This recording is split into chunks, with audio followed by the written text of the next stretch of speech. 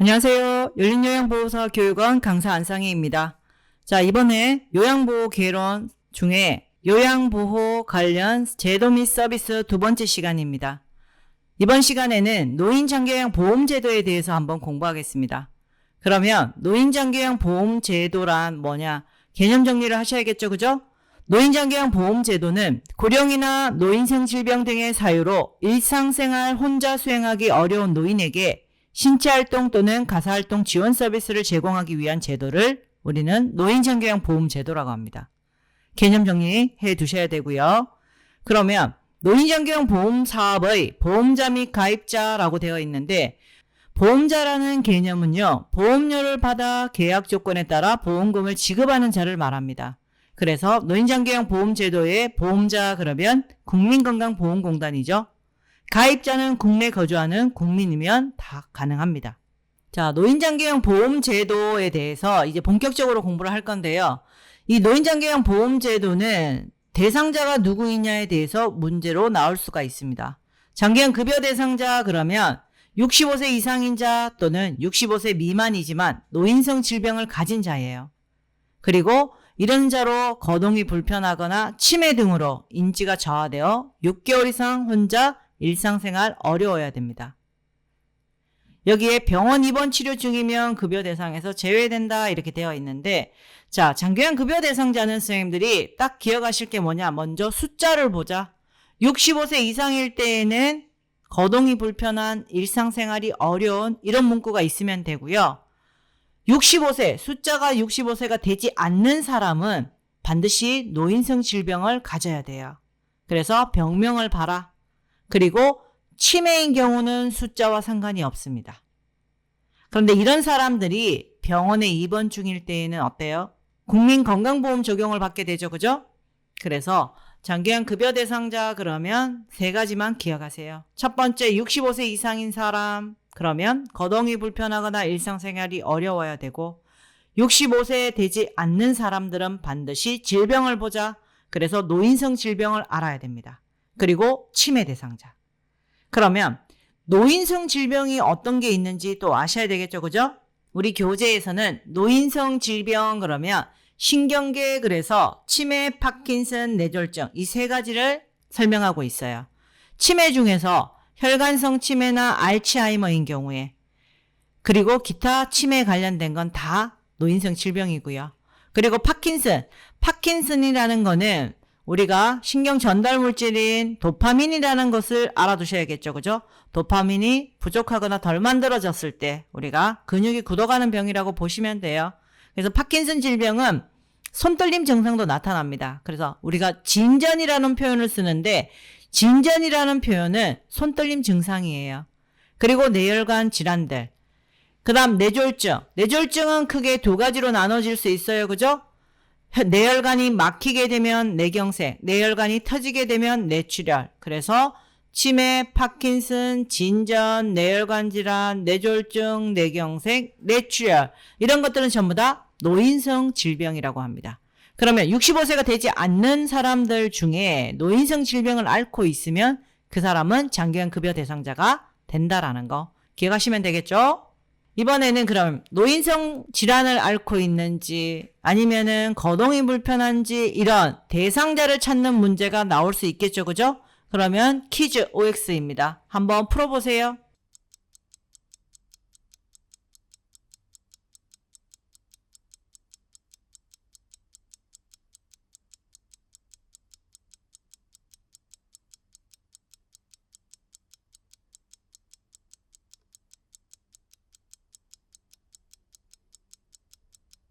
자, 1번부터 8번 이런 문장이 나왔을 때 선생님들이 딱 기억해야 되는 건 뭐예요? 장기요양 급여 대상자 그러면 첫 번째 숫자를 먼저 보셔야겠죠, 그죠? 그래서 숫자에다 동그라미를 하세요. 그리고 그 문장에서 65세 이상일 때에는 어떤 문구가 있어야 됩니까? 거동이 불편한, 신체 활동이 어려운 이런 문구가 있어야겠죠, 그죠? 그리고 65세가 되지 않을 때에는 질병, 병을 봤을 때 노인성 질병에 해당되어야 됩니다. 자, 노인성 질병에 해당되어야 되는데, 노인성 질병이라 하면 뭐예요? 치매 관련, 혈관성 치매, 알츠하이머, 그 다음 파킨슨, 그리고 진전, 뇌혈관 질환들, 그리고 뇌졸중, 뇌경색, 뇌출혈 이런 질병이 있어야지만 우리가 노인장기요양급여 대상자가 될 수 있고, 그리고 치매인 경우죠. 자, 퀴즈 정답 확인해 보겠습니다. 장기요양급여 대상자에서 첫 번째, 결핵으로 신체활동 어려운 70세. 70세니까 신체활동이 어려운. 정답 O. 두 번째, 혈관성 치매 진단받은 50세 남자. 자, 숫자 65세 미만이죠. 질병을 봤을 때 혈관성 치매 O. 3번, 80세 뇌출혈. 그런데 병원에 치료 중인 건강보험 적용받죠. 그러니까 X. 4번, 파킨슨병으로 거동이 불편한 56세, 65세 이하니까 질병 파킨슨 O. 5번, 다리골절로 거동이 불편한 60세 남자, 60세니까 질병을 받는데 다리골절 X. 6번, 뇌경색증으로 거동이 불편한 45세 여성. 자, 45세, 65세 미만이니까 질병을 보자. 뇌경색증, 노인성 질병이죠. O. 7번, 결핵으로 신체활동 어려운 60세 남자. 자, 60세 질병을 보자. 결핵. 대상 아니죠. 8번, 난청이 있고 일상생활이 가능한 80세 독거노인. 자, 80세인데 일상생활이 가능하기 때문에 X. 정답 확인하셨나요? 이번에는 장기요양 인정 신청 및 판정 절차. 자, 급여 대상자가 된다고 해서 가만히 계시면 누가 노인장기요양 제도 서비스 진행하지 않아요. 그러면 반드시 공단에 등급 판정을 받으셔야 됩니다. 그러면 이런 노인장기요양 보험제도 적용받기 위해서 등급 신청은 어떻게 하냐? 첫 번째, 장기요양 인정 신청을 공단에다가 하셔야 돼요. 그리고 방문조사 요원이 나오게 됩니다. 자, 공단에 신청하면 공단 소속 직원인 방문조사 요원이 52개 항목이 굉장히 길죠, 그죠? 그래서 5이 생각하시면 돼요. 5이 길다. 그래서 52개 항목을 조사해서 조사표 입력에 따른 1차 판정을 하게 됩니다. 자, 1차 판정은 누가 하냐? 방문조사 요원이 하는 게 아니고요. 공단이 1차 판정을 하는 거예요. 그리고 의사소견서 첨부해서 어디에 제출하냐? 등급판정위원회에 제출합니다. 그러면 등급판정위원회에서는 심사를 통해서 최종 판정을 하게 돼요. 그러면 이 등급판정은 신청서 제출한 날로부터 30일 이내에 판정하셔야 됩니다. 자, 장기요양 인정 신청 및 판정 절차 이 순서는 꼭 암기하셔야 돼요. 공단에다가 인정 신청하고, 그러면 방문조사 요원이 나오고, 조사표 입력을 하면 공단이 1차 판정하고, 거기에 의사소견서 첨부해서 등급판정위원회에 제출하면은 최종 판정 등급판정위원회에서 한다. 요걸 기억하시면 됩니다. 이 장기요양 인정 유효기간이라는 거는 2년입니다. 자, 65세 미만 노인성 질병 가진 대상자는 장기요양 인정 신청 시 의사소견서 제출하셔야 돼요. 그리고 장기요양 인정 신청을 할 수 있는 사람은 정해져 있어요. 누구나 다 할 수 있다. 요양보호사 할 수 있다. 틀렸습니다. 할 수 있는 사람은 본인, 가족, 친족 또는 이해관계인, 그리고 본인이나 가족이 동의했을 때 사회복지전담 공무원이 할 수 있고요. 그리고 시군구청장이 지정한 자가 할 수 있습니다. 그리고 장기요양 기관장이나 요양보호사는 장기요양 인정 신청을 할 수가 없다라는 거 알아두세요. 그리고 장기요양 인정 신청을 할 때 장기요양 인정 신청서하고 신청자의 신분증이 필요합니다. 대리인이 신청할 경우도 있겠죠, 그죠? 이럴 때에는 대리인 신분증도 필요하다라는 거. 그럼 장기요양 인정 신청 및 판정 절차에 방문조사는 누가 하냐? 국민건강보험공단 소속 직원인 사회복지사, 간호사, 기타 공단 소속 직원들이 신청인의 거주지를 방문해서 방문조사하게 돼 있어요. 그러면 판정 항목 아까 길다 그랬죠? 52개 항목. 세부적인 거는 암기가 어렵겠지만 그래도 52개 항목 정도는 알아두시면 좋겠습니다. 그리고 등급판정위원회는 장기요양 인정 및 장기요양 등급을 최종 판정한다. 요걸 기억하세요. 국민건강보험공단이 장기요양 인정 및 장기요양 등급을 최종 판정한다. 그러면 X. 틀렸습니다. 등급판정위원회에서 최종 판정을 합니다. 그리고 등급판정은 신청서 제출한 날로부터 30일 이내 완료하게 되어 있습니다. 이런 판정 결과에 따라서 우리가 총 몇 개 등급으로 나누어지죠? 총 6개 등급이죠. 장기형 인정 신청 및 판정 절차, 그래서 판정 결과에 따라서 1등급부터 5등급, 그리고 인지 지원 등급, 총 6개 등급으로 판정 결과가 되고 있어요. 그러면 1등급에 해당되는 점수와 상태, 이런 것들은 기억 좀 하셔야겠죠, 그죠? 1등 하려면 95점 넘어야 된다. 그래서 95점 이상. 2등 하려면은 20 내려와 75점 이상 94점. 3등급은 우리 합격 점수 생각하시면 돼요. 요양보호사 시험 합격 점수 몇 점이죠? 60점이죠. 그래서 우리는 3등급은 60점 이상 74점. 4등급은 4 다음 5죠. 그래서 51점부터 59점까지. 5등급은 50으로 끝나 앞에 5 붙여서 45점에서 50점까지입니다. 그리고 인지지원 등급은 44점 아래예요. 선생님들 뒤에 점수는요, 앞에 등급에서 마이너스 1씩 한다고 생각하시면 돼요. 그리고 상태 보시면은 1등급은 전적으로 누구의 도움, 그래서 와상 환자들이 여기에 해당되죠. 2등급은 상당 부분 누구의 도움, 3등급은 부분적으로 누구의 도움, 4등급은 일정 부분 누구의 도움, 5등급과 인지지원 등급은 반드시 침해여야 합니다. 그래서 우리는 한 글자씩만 알아도 어느 정도 답을 유추할 수가 있어요. 왜? 객관식 시험이기 때문에. 그래서 1등급부터 4등급까지의 상태에 그러면 전상부일 암기하세요. 그리고 5등급 인지지원 등급은 침해. 요걸 꼭 기억하셔야 됩니다. 우리가 5등급과 인지지원 등급은 침해여야 돼요. 그러면 5등급 경증침해는 치매전담 요양보호사가 서비스를 제공하고 있고요. 그리고 인지지원 등급은 경증치매 어르신에게 신체적 기능과 관계없이 치매 증상 악화 지연을 위해 주야간보호 인지기능 개선 프로그램, 이런 서비스를 진행하고 있습니다. 쉽게 얘기해서 인지지원 등급은요, 제가 서비스인 방문요양, 방문목욕 서비스가 되지 않아요. 이분들은 신체 기능은 관계가 없어요. 거동이 불편하지 않다라는 거예요. 다만 인지가 조금 떨어져서 치매라는 진단을 받으신 분들이에요. 그래서 이분들은 주야간 보호 서비스를 이용할 수 있습니다. 그래서 가족요양 하시는 분들 중에 인지지원 등급을 받았다, 대상자가. 그러면 가족요양이 불가능하시겠죠, 그죠?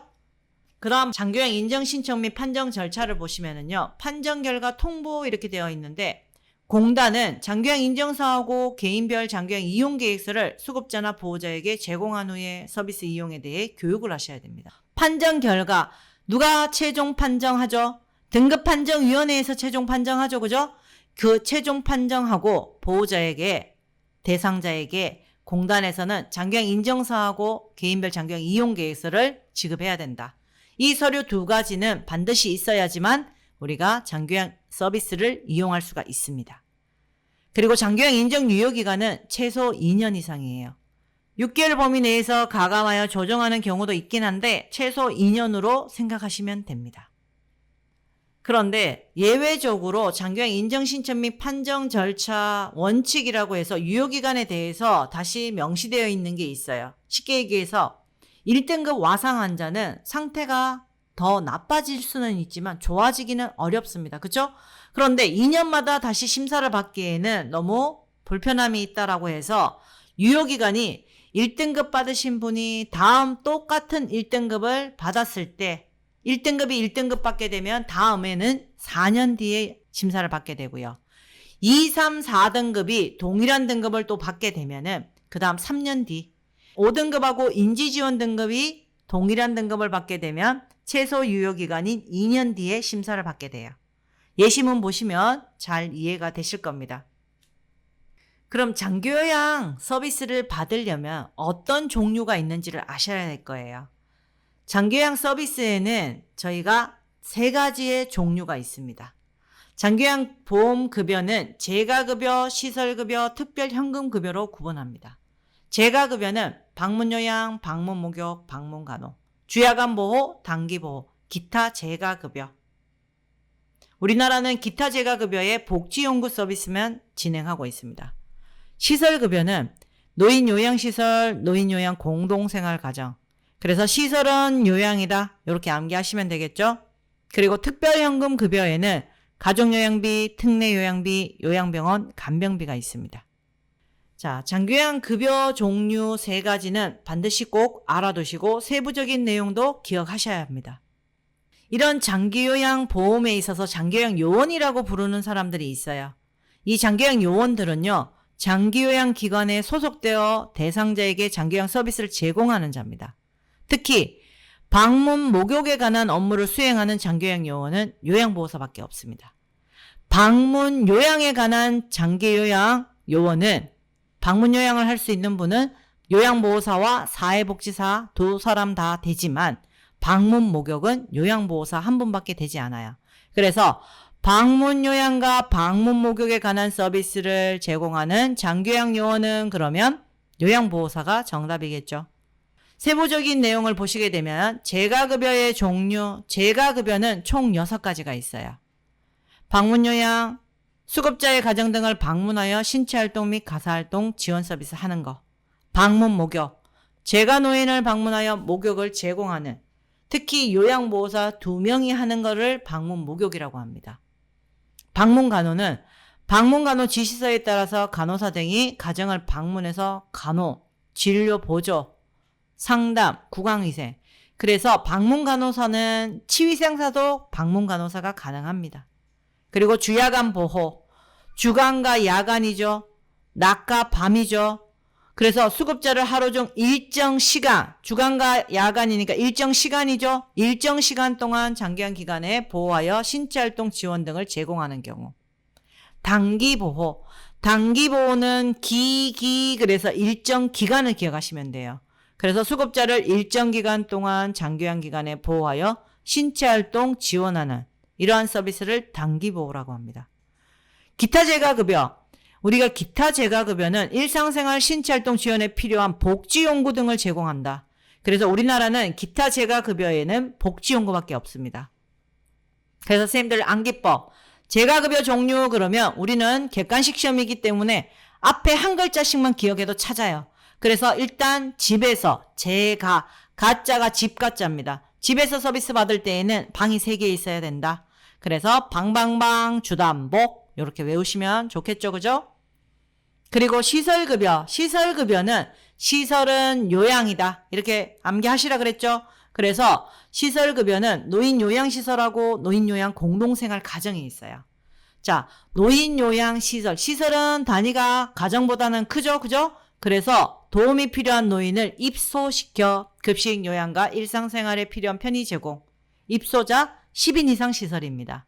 노인요양 공동생활 가정은 도움이 필요한 노인에게 주거 여건, 가정과 같은 여건을 제공해서 급식 요양, 일상생활에 필요한 편의 제공하는 입소자 9인 이내, 가정이니까 단위가 작죠? 그래서 9인 이내 시설, 노인요양 공동생활 가정입니다. 그래서 시설급여 종류, 시설급여에 해당되는 거 찾아라 그러면 요양자 들어가는 글자, 노인요양시설, 노인요양 공동생활 가정을 선택하시면 됩니다. 그리고 특별현금급여, 특별히 현금으로 주세요 기억하시면 되겠죠. 그래서 특별현금급여에는 가족요양비, 특례요양비, 요양병원 간병비가 있어요. 다 비로 끝나는 글자가 특별현금급여에 해당됩니다. 자, 가족요양비는요, 도서, 벽지 등 장기요양 기관이 현저히 부족한지요. 천재지변, 그리고 수급자 신체, 정신적 이유 등으로 인해 가족 등으로부터 방문요양에 상당한 장기요양 급여를 받은 경우에 우리는 가족요양비를 지급합니다. 쉽게 얘기해서 상감 벽지 오지에는 장기요양 기관이 없어요. 요양원이라든지 재가센터 이런 곳이 없기 때문에 그곳에서 대상자들이 계실 때 가족으로부터 방문요양에 상당한 서비스를 제공받으면 공단에서 가족요양비를 지급합니다. 특례요양비는 수급자가 장기요양 기관이 아닌, 그러니까 장기요양 기관으로 허가받지 않은 노인시설이에요. 기관 또는 시설에서 재가급여 또는 시설급여에 상당한 장기요양 급여를 받은 경우에 수급자에게 지급하는 게 뭐냐 그러면 특례요양비. 요양병원 간병비는요, 수급자가 요양병원 입원했을 때 장기요양에 사용되는 비용의 일부가 지급되는 걸 요양병원 간병비라고 합니다. 자, 우리가 특별현금급여는요, 최근에 계속 시험 문제 나오고 있기 때문에 내용들을 잘 정리해 두셔야 됩니다. 우리나라는 특별현금급여 3가지 중에 가족요양비만 적용하고 있습니다. 그러면 재가급여하고 시설급여가 있는데 이 재가급여와 시설급여의 장단점을 한번 보시면 재가급여, 집가짜라 그랬죠, 그죠? 집에서 서비스 받으니까 평소 생활하는 친숙한 환경에서 지낼 수 있고, 그리고 개인 중심 생활이 가능하니까 사생활도 존중되겠죠, 그죠? 단점은 뭐냐? 이 재가급여, 방방방 주담보, 각각 서비스 신청할 때마다 그 서비스를 받을 수 있기 때문에 의료, 간호, 요양 서비스가 단편적으로 진행될 수 있고요. 그리고 집에서 서비스 받다 보니까 응급상황 생기면 병원으로 이송하셔야겠죠, 그죠? 그러니까 긴급 상황에 신속하게 대응하기 어렵다. 반면 시설급여는 보시면은요, 시설은 요양이다 그래서 그 요양원에는 간호사, 그 다음 사회복지사, 요양보호사 같이 다 계시죠, 그죠? 그러니까 의료, 간호, 요양 서비스를 종합적으로 제공받을 수 있고, 단점은 뭐예요? 시설은 한 곳에 여러 어르신들이 모여서 생활하고 있다 보니까 가족하고 형제하고 이웃하고 떨어져서 지내는 소외감 같은 걸 느낄 수가 있고요. 그리고 단체 생활을 하다 보니 개인 중심 생활이 어렵다라는 거. 재가급여와 시설급여의 장단점은 정반대로 생각하시면 됩니다. 그리고 이 노인장기요양보험제도 재원은 어떻게 만들어지냐라는 문제가 가끔 나옵니다. 그러면 첫 번째, 노인장기요양 재원은 노인장기요양 제도에서 보험료로 들어오는 장기요양 보험료 60에서 65% 차지하고 있죠. 그리고 국가 지원, 조세, 세금으로 20%가 충당되고요. 그리고 서비스 받고 있는 대상자가 부담하는 본인 부담금이 15 내지 20%입니다. 그래서 공단은 장기요양 보험료와 건강보험료 통합 징수한 후에 각각 독립회계로 관리한다. 쉽게 얘기해서 장기요양 보험료는 선생님들 어떠세요? 건강보험료 고지서에 보면 장기요양 보험료라고 나와 있어요. 그죠? 통합 징수. 징수는 통합으로 하는데 회계는 각각 독립회계. 장기요양 보험료는 노인장기요양 보험제도에 이용을 하고요. 건강보험료는 건강보험료를 이용하는 거예요. 그래서 선생님들이 독립회계를 하고 있다라는 거 정도는 기억해 두시면 좋겠습니다. 그리고 본인 부담금에 있어서는요. 시설을 이용하게 되면 20%, 재가를 이용하게 되면 15% 부담한다. 요게 헷갈리시는 분들이 계시는데, 자, 재가 가짜가 집가짜죠? 그 집에서 서비스 받을 때 어떻습니까? 전기요금, 수도요금 누가 내요? 그 집 식구들이 내게 되죠, 그죠? 본인이 내니까 좀 적게 내시면 돼요, 15%. 시설은 전기요금, 수도요금 다 누가 냅니까? 시설장이 내고 있죠, 그죠? 그래서 본인이 부담하지 않으니까 20%. 그래서 조금 더 많이 내신다. 시설은 20%, 재가 15% 암기하시고요. 자, 저소득층이라든지 의료급여 수급권자들이 있을 수 있어요. 이런 분들은 본인 부담금의 40 내지 60% 경감받습니다. 쉽게 얘기해서 100만 원 서비스 받는 분이 시설을 이용하신다. 그러면 본인 부담금 얼마예요? 20만 원이죠. 20만 원에서 40 내지 60%를 경감받는다라는 거예요. 이 저소득층하고 의료급여 수급권자는. 그 다음 국민기초생활수급권자는 본인 부담금이 빵입니다. 없어요. 그리고 비급여 항목이라는 게 있는데 선생님들 비급여 항목은요. 식비하고 임용 비용 이런 기타 부분이 있는데 이 비용은요. 전액 누가 부담하냐? 본인이 부담한다. 선생님들 병원 이용하실 때 비급여 항목 다 누가 부담해요? 본인이 부담하시죠? 이런 재가라든지 시설에 있어서 특히 시설이죠. 시설에 있어서는 비급여 항목에 대해서는 본인이 다 부담하신다라는 거. 그러면 노인장기요양 보험의 비용 및 청구 이렇게 돼 있어요. 비용 청구. 비용 청구는 어떻게 해야 되냐? 특히 장기요양 기관에 소속되어 있는 요양보호사 선생님들 현장에서 일을 하시고 나면 급여 받아야 되죠. 그 급여를 공단에 직접 청구할 수 있냐 없냐? 요양보호사는 청구할 수 없다. 그래서 누가 청구할 수 있냐? 본인이 소속되어 있는 기관, 장기요양 기관이 국민건강보험공단에 비용을 청구합니다. 서비스를 제공하고 나서. 그러면 그 청구된 비용을 심사하고 지급은 누가 합니까? 국민건강보험공단이 하죠. 그죠? 그래서 문제, 장기요양 기관이 청구한 급여 비용을 심사하고 지급하는 기관은 그러면 국민건강보험공단입니다. 이해되셨나요? 그래서 노인장기요양 보험 서비스 제공하고 나서 그 비용 청구는 장기요양 기관이 공단에다가 청구하고 공단이 심사하고 장기요양 기간에다가 지급한다라는 거. 그걸 기억하시면 됩니다. 이런 장기요양 서비스 이용 지원이라고 나와 있는데요. 그러면 선생님들 이제 이 공단에서 등급을 받았을 때 서비스를 받으려고 하면 어떻게 해야 되냐, 요걸 알아두셔야 돼요. 자, 장기요양 서비스 이용 지원 파트는 선생님들이 시험 문제에 곧잘 나옵니다. 쉽게 얘기해서 공단에서 등급까지 다 받았어요. 그리고 가만히 집에 계시면 누가 와서 서비스 해주나요? 안 해주시죠. 그러면 이제 기관을 찾아가서 서비스 요구를 하셔야 돼요. 그러면 장기요양 서비스 이용 절차, 그래서 첫 번째 서비스 신청 접수 및 방문 상담을 합니다. 그러면 기관을 찾아가서 방문 상담을 하거나 신청 접수 하셔야 되겠죠. 그죠? 그러면 기관은 서비스 제공 계획을 수립해요. 이때 반드시 해야 되는 게 뭐냐? 대상자의 욕구 평가 실시하셔야 됩니다. 그래서 기관이 서비스 제공 계획을 수립하고 계획된 서비스 제공 계획을 대상자나 보호자에게 보여줘서 그게 마음에 들면 이제부터는 서비스 이용 계약 체결을 하셔야 돼요. 이 계약 체결한 후에는 바로 서비스가 제공이 됩니다. 그리고 이 서비스가 잘 되고 있는지 못 되고 있는지 모니터링을 실시하게 돼요.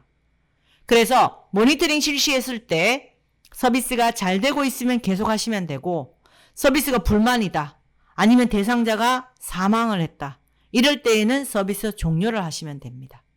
자, 장기요양 서비스 이용 절차 반드시 알아두셔야 돼요. 대상자가 장기요양 인정서와 개인별 장기요양 이용 계획서를 장기요양 기관에 제출하십니다.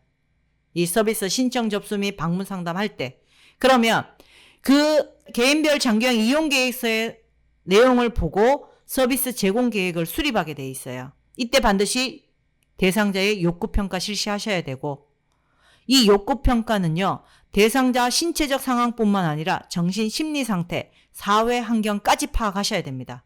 그리고 그 계획 수립된 내용을 보호자나 대상자에게 보여줘서 서비스가 마음에 드시면 계약을 체결하시면 돼요. 그리고 나서 서비스 제공을 받을 수 있고, 그 다음 모니터 실시한다라는 거. 요 순서 반드시 정리하고 알아두셔야 합니다.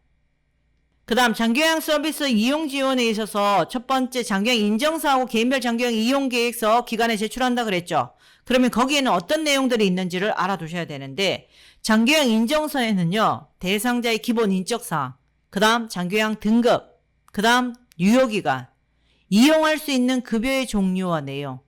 여기에서 이용할 수 있는 급여의 종류와 내용이라는 말은요, 내가 집에서 서비스 받을 건지 아니면 시설로 이용하실 건지, 재가냐 시설이냐, 이 내용이 명시되어 있는 거는 장기요양 인정서밖에 없습니다. 그래서 이용할 수 있는 급여의 종류와 내용이 나타나 있는 곳은 장기요양 인정서입니다. 그리고 서비스 안내사항 같은 게 포함되어 있어요, 장기요양 인정서에는. 그리고 개인별 장기요양 이용 계획서는요, 대상자 및 가족들이 적절한 장기요양 서비스 이용할 수 있도록 돕기 위한 안내서예요. 그래서 장기요양 기관이 대상자를 이해하는 데 도움이 되는 자료이기도 하고요. 그리고 여기에는 이용할 수 있는 한도액, 본인 부담률, 급여의 종류와 횟수, 비용이 기재되어 있습니다. 그래서 우리가 장기요양 서비스 이용을 할 때는 반드시 두 가지 서류가 필요하다. 장기요양 인정서하고 개인별 장기요양 이용 계획서. 여기에 어떤 내용들이 있는지도 잘 알아두셔야 합니다. 자, 마지막으로 노인장기요양 등급외자 지원사업이라고 있는데, 선생님들, 노인장기요양 등급외자는요, 보시면은 우리가 노인장기요양 등급은 총 몇 개 등급이다? 6개 등급이죠. 1등급부터 5등급 인지지원 등급. 근데 5등급하고 인지지원 등급은 상태가 어땠어요? 치매여야 되죠. 그죠? 그런데 5등급하고 인지지원 등급의 점수는 해당이 돼요. 5등급은 몇 점부터 몇 점까지인가요? 50으로 끝나 45에서 50점. 그 다음 인지지원 등급은 44점 아래죠. 그죠? 이 점수는 해당이 되지만 치매가 아닌 분들을 우리는 등급외자라고 분류합니다. 그러면 이런 등급외자에는 A형, B형, C형이 나와 있어요. 요거는 한번 간단하게 보시고 넘어가면 됩니다. 그러면 이 노인장기요양 등급외자에 대해서 지자체와 국민건강보험공단이 제공하는 서비스는 어떤 게 있냐, 요거 알아두셔야 돼요. 요즘 최근에 시험 문제 굉장히 잘 나오고 있습니다. 등급외자, 그 다음에 서비스가 필요한 노인들에 대해서 지자체와 공단은 어떤 서비스를 제공해주고 있는지. 지자체에서 제공하는 서비스는 두 가지가 있어요. 노인복지관이라든지 사회복지관을 이용할 수 있게 해주고요. 그리고 국민건강보험공단에서는 만성질환자 사례관리 사업하고 노인건강관리 사업이 있습니다. 만성질환자 사례관리 사업은요, 선생님들 보시면 만성질환, 고혈압, 당뇨, 관절염 이런 질병들을 앓고 있는 분들이 만성질환이죠. 그죠? 이런 등급외자와 서비스가 필요한 노인의 대상으로 건강관리, 의료이용, 정보 제공, 생활습관 개선 이런 서비스를 제공하고 있고, 노인 건강관리 사업에는 노인 체조, 게이트볼, 스트레칭, 생활댄스, 탁구 이런 것들을 경로당이라든지 마을회관, 운동경기장, 공원 등에서 운영하고 있다는 거. 그래서 등급외자에 대해서 지자체에서 제공하는 서비스, 노인복지관, 사회복지관 이용, 국민건강보험공단에서 지원하는 서비스, 그러면 만성질환자 사례관리 사업과 노인건강관리 사업이 있다는 거. 요걸 꼭 기억해 두시면 되겠습니다. 자, 오늘은 여기까지 수업을 하는데요. 선생님들, 노인장기요양 보험제도는요, 반드시 시험 문제에 여러 번 출제될 수가 있어요. 여러 문제로도 나올 수가 있기 때문에 정확하게 내용을 기억하시고 암기하셔야 합니다. 그래서 여기까지 오늘 수업 마치겠습니다. 자, 8월 6일 시험이죠. 그죠? 내용 정확하게 이해하시고 나서 선생님들이 저희 유튜브에 장희영 강사님이 올리는 모의고사를 많이 반복해서 풀어보시면 시험에 반드시 합격하실 수 있습니다. 자, 수고하셨습니다. 열정 강사 안상희였습니다. 다음에 뵙겠습니다.